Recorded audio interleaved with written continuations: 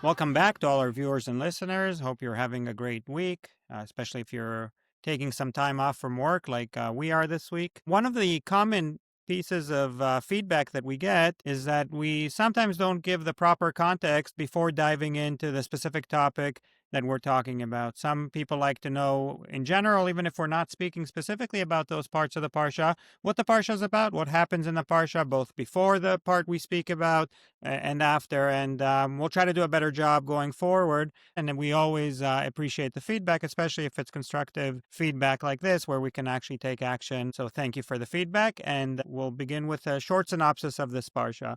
Vayigash is one of the most exciting parshas of Sefer Bereshit. At the end of last week's parsha, Parshat Miketz, we see that Yosef put the silver goblet in Binyamin's sack, and now they have to go back to a very tense situation where the punishment might be death or slavery. And this parsha begins with the conversation, or more accurately, the monologue of Yehuda to Yosef. Later in the parsha, of course, Yosef reveals himself to his brothers, sends wagons to bring Yaakov down to Mitzrayim, and the chapter of Bnei Israel and Mitzrayim begins. The dramatic effect of breaking down the parsha between last week's story of Binyamin, quote-unquote, getting caught with the silver goblet, and Yehuda approaching Yosef in the beginning of this week seems to be very intentional. It creates a situation where we think the brothers maybe had a week like we did to mull it over. The decision to divide the parshas with such a cliffhanger that we don't know what will happen to the brothers seems intentional, right? It looks like it's intentional because actually the flow should be, okay, let us tell you how it developed. And you really want to know, like cliffhanger is the best word you can describe it, but I don't think that when they divided the parsha, they did it for this reason. It looks more like a result of a decision that was made maybe to achieve a different goal. What could a different goal be other than to create this tension, this drama that we can think over? I think the common mistake when you read it is that you really see it as a continuation of the story.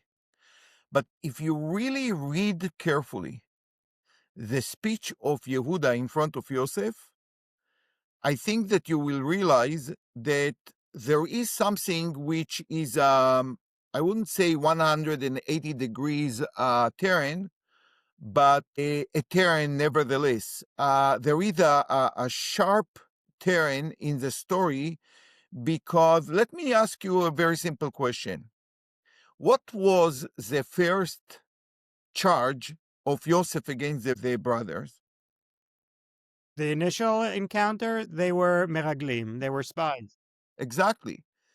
So the story is that the viceroy of Egypt believed or give this impression to the brother, he believed that they are spies. Now, in the story of Yehuda, there is not a word about it. Yehuda had to tell him, listen, you suspected us to be spies. We are not spies. Since then, you just fabricated all kind of issues that we cannot understand why it happened. And we have the feeling that you know that we are not meraglim. And once you achieved what you wanted by bringing our little brother with us, you came with a new idea that we stole the Gavia. Nothing of this appears in the speech of Yehuda. Why? In my opinion, the reason is that we have a completely new story, and therefore the Chachamim who divided the Parshiot wanted us to stop, to read carefully what Yehuda say, and not to be under the impression that it belongs to the previous story.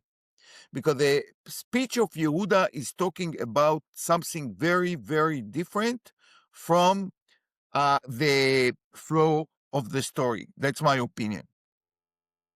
And the Mefarshim ask, what's the Yigash elav Yehuda? They were having this conversation already with Yosef, and now Vayigash, he approached him. So there is an intentional change here in the story. The Midrash takes it into all kinds of different directions as well, that there was a violent nature to the threat. It's important to note, in the context of Sefer Bereshit, this is an extremely long monologue, 17 psukim of one person speaking with no one answering him back. It's by far the longest, maybe almost in the whole Torah, but for sure in Sefer Bereshit. So there's a reason here that the Torah mentions every single aspect of the conversation. And I think, like you said, there's a lesson here in what Yehuda speaks about that is much more than trying to justify the actions of the brothers, right? Absolutely. And, we are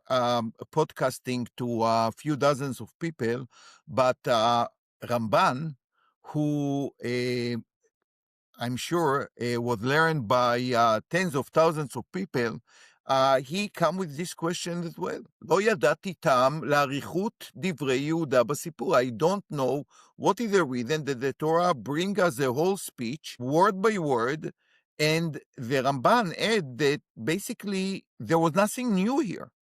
Everything that Yehuda is telling him now, Yosef already knew. It was in the discussion before. So we are not the only one who are curious about the reason for telling us this story again and in such length. It is a big question. So the Ramban comes with the idea that it was to create emotional readiness to Yosef to understand how severe and stressful is the situation from their eyes. But as you mentioned, these are 17 psukim. When the Torah, we know that sometimes put into few words many, many ideas. And here the Torah gives us a whole speech. So this is question number one. I would add another question, Yair. If you really read carefully, close reading of the story, I think that you will come to the conclusion that Yehuda just invent a new story. Many of the things that he tells Yosef are things that never happened. And I think it's very, very important to see that when you read the Parsha of Vayigash and learn the speech of Yehuda. There are many details that doesn't fit what really happened. What in particular? For example, Yehuda start with the word, Adoni sha'al et avadav le'imor, hayesh lachem av o ach. Like, you asked us the question, do you have a brother or a father? Well, if I would be Yosef, I would stop it right there and say, what are you talking about? I never asked you about it.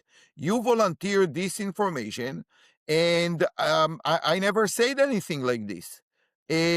So Yehuda come, and he has to be like the best lawyer because this is the mission of his life, to save his brother and start to tell Yosef himself, who is part of the story, a story that never happened. Because Yosef just said, you are meraglim, and when they excuse themselves and they say, no, we are not, because the story is that we are brothers, and actually there is another brother over there, Yosef never asked them about their family. But I would say that Yehuda came closer to Yosef because he wanted to be impressed with the intensity of his claims and the depth of his claims, because in my opinion, based on some of the Mefarshim, he indeed set here a completely new set of claims to counter what Yosef wanted to do, or to enslave Binyamin. I think that at this point, the Torah wants to highlight the fact that Yehuda knew very well that the whole story was fabricated. He communicated to Yosef, because he said, yeah, you started with Meraglim, but then you started to be very personal because we spoke about our family. You started to ask us questions about our father, Aod Avichem Chai. This is your son. You gave us a special attitude. You brought us to your lunch. This is something that no one had the privilege to. I know 100% that the reason why we are here is because of Binyamin. When we analyze carefully what you did to us from the beginning we arrived to Mitzrayim until this moment, and especially after the Gavia was found in the bags of Binyamin, I know that the whole story here is about Binyamin. And forget about everything else, because you focus on Binyamin, I will focus on Binyamin too. I want you to know who is Binyamin. Binyamin is the person that his soul and his father's souls are completely connected. And if you leave him here, we cannot go back to our father, because our father is going to die. And we know that you apparently care about our family because all your questions, and you cannot be the person that will lead to this situation that our father will die, because we have to keep Binyamin with you. Now, I do believe that Yosef at this point understand something very important, that the plot start to be revealed. This is a first sign.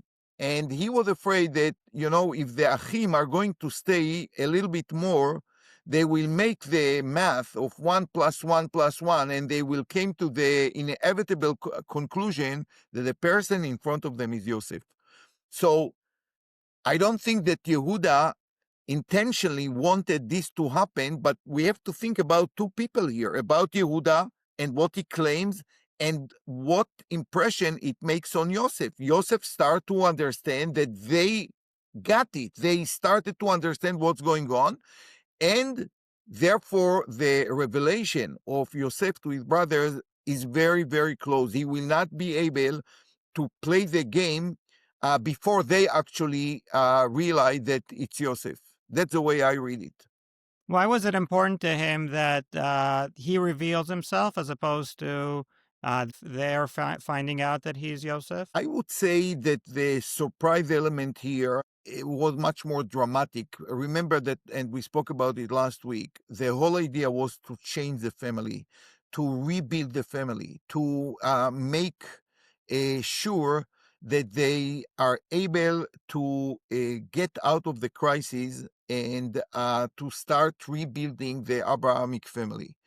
If the brothers will reveal it before Yosef, it will be just a story. It will not be a tikkun. It will not be a move that is going to repair the family. So Yosef had to control it from the beginning to the end, and he had to make a closure to this story by saying, Ani Yosef, before they find it, and therefore the dramatic effect is going by itself to be like a shock treatment to the brothers, who are going to realize how wrong they were along the, not only what happened since they came from Mitzrayim to Mitzrayim, but the whole 22 years since they sold Yosef to Egypt. I want to pull on the thread a little bit more. Yehuda doesn't come and say, hey, the goblet, that wasn't us, someone put it. He understands that they're just going to go from one piece of trickery to the next. It's not going to solve anything. One idea, and you reminded me of it when you mentioned this Av and Ach, is that there's a tikkun here, there's a tshuva here, repentance that happens, that, as we said last week, is of course related to the sale of Yosef. During the sale of Yosef, what the brothers were doing was prioritizing their own benefit or their own opinions and ideas over their father's ideas, which was to make Yosef the leader. And I think this reminding by Yosef of Ayesh Lachem Avo Ach is to create that connection and saying, have you as brothers and as sons mature to the point where now maybe you understand that you need to prioritize what your father wants over what you yourselves want. And Yehuda, who rises to the occasion here, says exactly that. We think that maybe it's better for us to leave Binyamin here, but our father, he won't be able to live on, which is exactly fixing the mistake that they made during the sale of Yosef. 100%.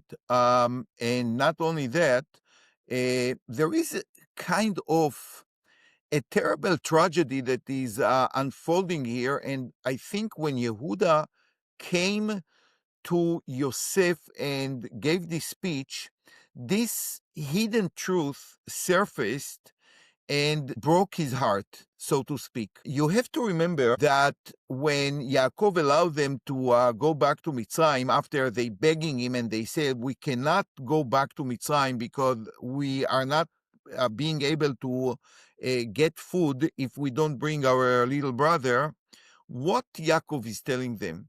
Vayomer, you know that Shnayim yalda li ishti. Think about these words.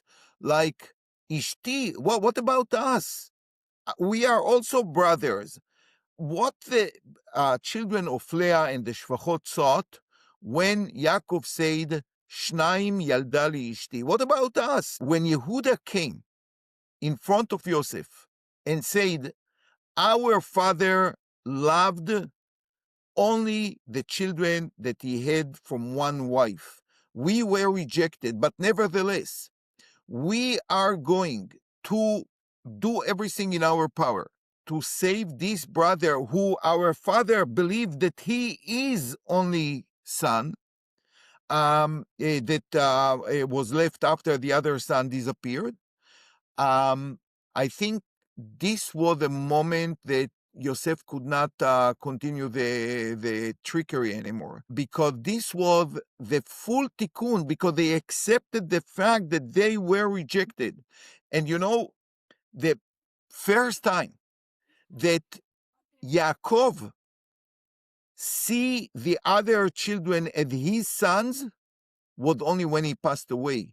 When he passed away, Yaakov said to Yehuda, Miteref bni alita. So indeed Rashi say bni is Yosef, but really the Rashbam says correctly, according to the Te'amim, is Miteref bni alita. This is the first time that Yaakov calls Yehuda and the children of Leah my children. Because I think we spoke about the Parsha of Vayishlach, where he protect basically Rachel and her children by human shields of Bnei Leah and the Shvachot, who are first. And if Esav is going to kill anybody, it's not going to be his children. And when Yosef see that these children who felt all their life rejected, and maybe it was the first time that he understood why they sold him. You know, he also understood, here are rejected people. I can understand why they wanted to get rid of me, because I was maybe the reason for their rejection. I think this broke the heart of Yosef.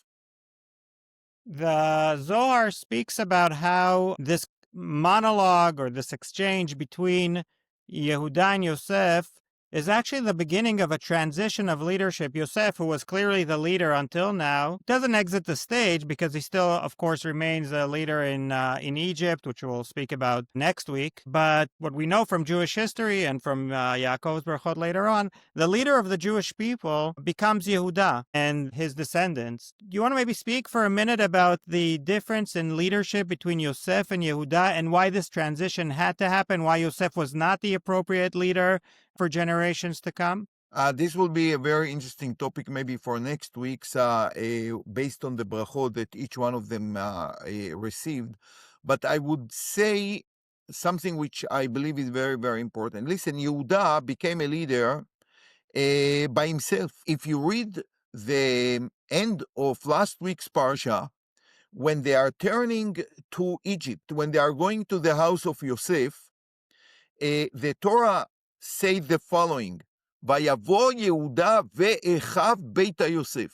Now, it doesn't say that the brother asked him to be their a negotiator or the person who is going to excuse. Yehuda took it upon himself. And obviously in our parsha, Vayigash Yehuda even come closer to talk to him directly. And you might ask yourself, like, why Yehuda? There was Reuven. Okay, Shimon joined them, fine, but Reuven was the one that's supposed to go. Why Yehuda from all the brothers? And I think that the story about Tamar taught Yehuda something very, very important. And I'm not talking only about the admitting mistakes, which is especially when we see the politicians of today, we have to admire in Yehuda. And maybe we'll talk about it next week. But I think that Yehuda learned from this story that sometimes things are very different from the reality that you see. There is an inner depth that sometimes we fail to see. And because of this experience, Yehuda changed the way he looks upon the reality, because reality can be very deceiving. And I do believe that when the whole story with Binyamin happened, Yehuda understood that everything that they saw, exactly like he saw Tamar before, there is a story behind the story. And therefore, he is approaching Yosef. He took upon himself to tell Yosef, I understand that the story is very, very different from what you want us to believe. And as I said, the moment this knot started to untie itself, Yosef was afraid that they will reveal the story before he is going to reveal himself to them. Always a pleasure speaking about the Parsha. I hope you're enjoying your break, your time off, and I look forward to finishing up Sefer Bereshit next week. Shabbat Shalom. Shabbat Shalom, and I hope you enjoy your vacation and break. Thank you. Shabbat Shalom. Shabbat Shalom.